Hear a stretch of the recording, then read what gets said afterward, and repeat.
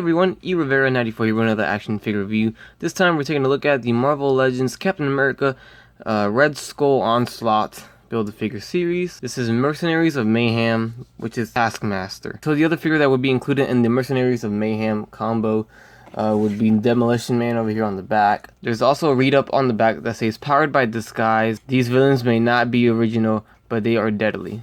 And also on the back you can see the rest of the figures that are in the wave. There are 7 total to build Onslaught. First and foremost, I do like the way he looks. He's a very badass looking character for sure. He comes with a shield right here. It has the little peg and then this thing where you can place it onto his wrist. Mine came actually with the blue paint going around it. If you take a closer look, see it on the edges. It doesn't go all the way through on that part, so that kind of sucks. He also comes with this, and you guys might need to help me out with this one. I don't understand why he has this. It looks like a lightsaber. It might be just a sword that's like highlighted, or is it a beam of light? I don't know what this is exactly, but this is a weapon that he holds. And then here's an alternate head for Taskmaster as well.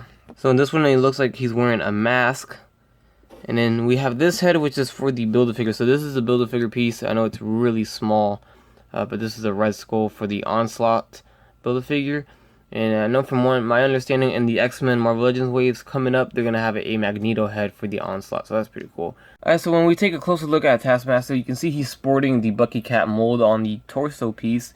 It has got the peg hole in the back as well, like the Bucky Cap did. Everything else is a new sculpt. The arms are different, and the legs are, of course, they are different. You can see it's using the plastic that has the little shimmery, swirly plastic design there. They like to use that a lot on the metallic type stuff. Instead of using metallic paint, they just use this kind of shimmery, almost metallic looking plastic. So it works in a way, but I do still wish that it was painted as well. I think overall the paint came out really nice, especially on that face sculpt. I like how that face sculpt came out. That's really badass right there. And then the line work is pretty clean on his chest and on the sides. A little bit quality control issues going on right here, but it's really well hidden. You can see he's got molded weapons or pistols, it looks like, on his holsters right there. And you can see his belt. Overall, it's a really cool looking figure. So as for the articulation of the figure, we have the head moving left and right. It goes up and down. It seems to be on a ball jointed hinge, which is really good. Forward and back on the arms, bicep swivel in and out. Double jointed elbows right there. Swivel at the wrist with a hinge. We have an ab crunch with a waist swivel. Forward and back on the leg, in and out. So it's a T-joint. Got an upper thigh swivel with a double jointed knee. Going down to the ankles is forward and back and ankle pivots. He pretty much sports all of the Bucky Cap articulation except for that shin swivel or the boot swivel that Bucky Cap had. But everything else looks to be really well done. The entire upper torso, including the groin area, seems to be from Bucky Cap. Which is one of my favorite modes for Marvel Legend. Everything else seems to be brand new on the figure. Alright, there you have it. There's the quick review on the Mercenaries of Mayhem. This is Taskmaster from the Marvel Legends Captain America Onslaught Red Skull Build-A-Figure wave. This is one of the coolest figures in this line for sure. I like the way this one looks, the design and the sculpt going on. I love that they use Bucky Cap's torso.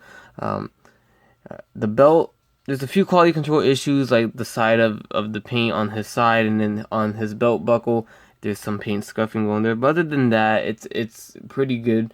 And they did use plastic that is not painted, like all over the legs and arms. It works for me, and it's not that big of a deal. And I really like how he looks. Very awesome figure indeed. And I think it's worth picking up for sure. Not just for the Build-A-Figure piece, but just to display him on your shelf. A really cool obscure character that we got here, and he's one badass looking character. Alright, so with that said, I hope you guys enjoyed the review. Please leave a like, comment, subscribe if you guys would like. You guys have a great day.